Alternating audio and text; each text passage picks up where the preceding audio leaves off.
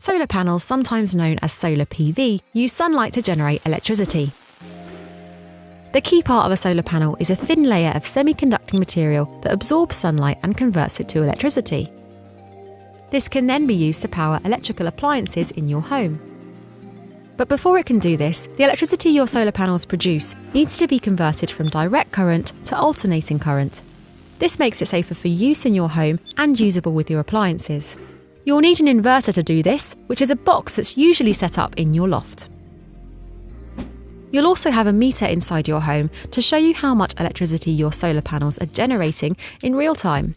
The sunnier it is, the more power they'll generate, so duller days mean they'll produce less electricity. And they won't work at night or if heavy snow covers them. Therefore, if you have solar panels, you'll still need to buy some of your power from the national grid. You can also install a solar battery to store excess electricity from your solar panels, but this usually won't be enough to make you completely self-sufficient. Any electricity you don't use or store is then exported to the grid. There are a wide choice of solar panel brands to choose from.